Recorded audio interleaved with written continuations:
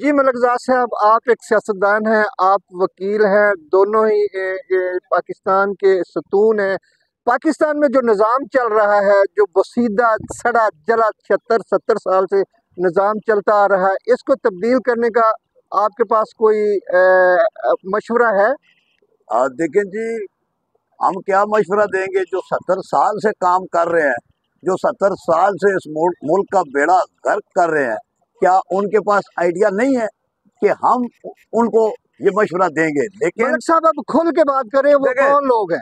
میں کھل کے بات کروں گا۔ دیکھیں، کون لوگ نہیں، پورا وہ پنجابی کی مثال ہے، ایک تان تو نہیں نا، ساری تانی بگڑی ہے۔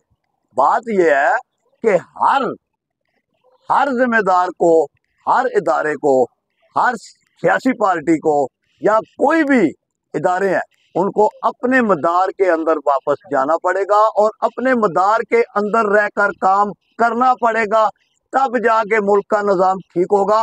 دوسرا، آپ دیکھ لیں، اگر اس طرح یہ حکومتوں کے ٹھیکے، یہ ججوں کی فائلیں آؤٹ ڈور یا بیک ڈور سے جا کے منظوریاں، تو اس طرح ملک کا نہ نظام چلے گا، نہ عدلیہ میں انصاف آئے گا۔ آج آپ دیکھ لیں کہ Imran Khan P T I, اس نے پبلک نے ان کو ووٹ دیا اور عوام کے سامنے، عوام کی آنکھوں کے سامنے ان کا ووٹ چوری کر لیا گیا۔ کیا ہم عوام اب بے وقوف نہیں ہے؟ لوگ باشعور ہیں۔ عوام دیکھ رہی ہے کہ جنہوں نے ہماری آنکھوں کے سامنے ہمارا ووٹ چوری کر کے 17 سیٹوں کے ساتھ حکومت بنا دی، یعنی وزیر اعظم بنے اور 22 سیٹوں والا صدر پاکستان بن گیا، تو ان لوگوں نے عوام کی آنکھوں کے سامنے ووٹ چوری کر لیا۔ تو 70 سال انہوں نے ملک کے وسائل اور ملک کے خزانے کے ساتھ کیا کیا ہوگا؟ بہت شکریہ جناب۔ عدلیہ کی آزادی کے لیے وکلا اور قوم کو کیا کرنا چاہیے، اور بتائیں کہ ہماری عدلیہ آزاد ہے؟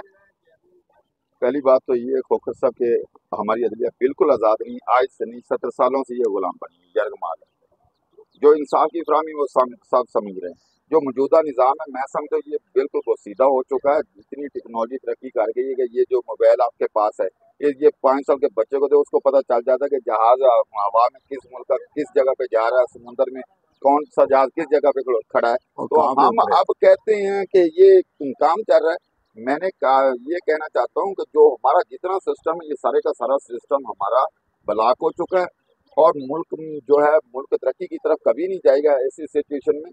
تو جو ہم لوگوں کو نمائندہ اپنا بنا کے قانون سازی کے لیے لے کے اسمبلیوں میں آتے ہیں، جب وہ نمائندے ٹھونس، جیل سازی اور ٹھپے لگوا کے بدماشی کے ذریعے اور پیسے کے زور پہ آئیں گے، جو پیسے کروڑوں روپے لگا کے اسمبلیوں میں آتا ہے، وہ کیا دال بیچنے کے لیے آتا ہے؟ اس نے بھی کمانا ہے نا۔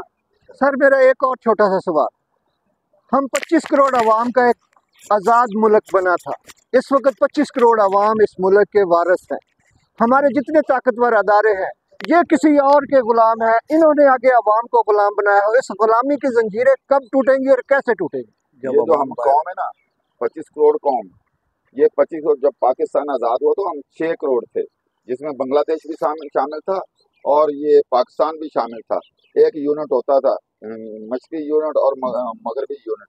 تو وہ اس وقت جو ہم نے قربانیاں دی کہ یہ ہم سارے بھول گئے ہیں، ہمارے آباء اجداد نے کتنی قربانیاں دی۔ 50 لاکھ آدمی صرف ایک دن میں شہید ہوا تھا پارٹیشن کے دوران پنجاب میں۔ اور ایک مزے کی بات آپ کو اور بتاؤں، سندھ میں اسی طرح ہندو بیٹھے ہیں، کمیونٹی ساری بیٹھی ہے، کے پی کے میں بیٹھی ہے، سرحد میں بیٹھی ہے، باقاعدہ صرف پنجاب کو انہوں نے تقسیم کیا اور 50 لاکھ انہوں نے آدمی شہید کروائے۔ کیا اسی لیے ہم نے یہ پاکستان لیا تھا کہ ہم 25 کروڑ ہو گئے؟ کل بھی ہم غلام تھے، آج بھی غلام ہیں، کل غلام انگریز کے تھے، آج اپنوں کے غلام ہیں۔ تو یہ غلامی کا یہ جو جنجیریں نا، ہم نے غلام ہی رہنا ہے۔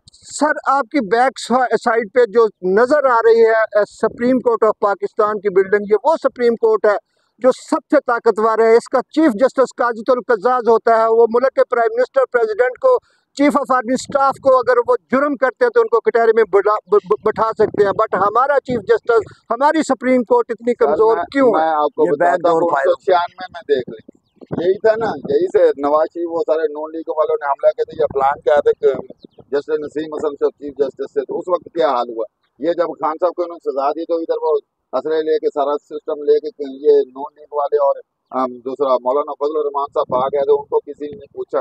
और ये जो था बंदियाल साहब ने रात को 12, हम के अंधे हैं, गोरे हैं, हमने सुन भी सकते हैं, देख भी सकते हैं, लेकिन जो हमारी जुबान है ना, जुबान को ताला लगा हुआ है। हमें पता है कि हम जुबान से कुछ ऐसी वैसे निकालेगा नहीं तो इन्हें अदालत भी लगेगी, जूतियां भी पड़ेगी, इसलिए खामोशी ही अच्छी है। तो बंदे हर एक को पता है, समझ ज़मीर तो सबका मलामत करता है, लेकिन हमारी जुबानों पे ताले लगे हुए हैं। हम पाकिस्तानी ज़रूर हैं, हमने कुर्बानियाँ ज़रूर दी, ये तो इनको सोचना चाहिए कि अल्लाह ताला इनको ओहदा दिया है, इनको स्टैंड, जो बंदा इधर ये 14 जजेस बैठे हैं, 14 जजेस आ जाके ये स्टैंड कर लेते तो इंशाल्लाह ताला तो ये मसला ही नहीं है। इनको जब ये पता चल जाए कि वादत मुस्लिम में अल्लाह ताला है, अल्लाह ताला की वादियत है, अल्लाह ताला मालिक है इस मुल्क का, और जो हमारा निज़ाम है उसकी जो सारे सिस्टम है, जो हम हलफ उठाते हैं उसमें सब कुछ लिखा है। हलफ की सिर्फ पासदारी कर लें तो ये निज़ाम चुटकियों में ठीक हो जाए, चुटकियों में, घंटों में जी नहीं। नाजरीन, जैसा कि आपने इनको भी सुना, मलिकज़ैद साहब को भी सुना। नाजरीन, अगर आप चाहते हैं कि हम आज़ाद हो जाएं तो ये सुप्रीम कोर्ट और सुप्रीम कोर्ट के जजेस जो हैं, ये हमारी सुप्रीम कोर्ट है। ताकत का सरचश्मा सिर्फ अवाम होती है, अदारे नहीं। अदारे अवाम के होते हैं। अगर आप चाहते हैं कि हमारे अदारे आज़ाद हो जाए, हमारी अदलिया आज़ाद हो जाए, तो निकलो पाकिस्तानियों, निकलो जजेस के साथ, अपने जजेस को आज़ाद करो और आज़ादी की ज़िंदगी गुजारें। तब तक के लिए दीजिए मुझे और इन सब दोस्तों को इजाज़त। अल्लाह हाफ़िज़।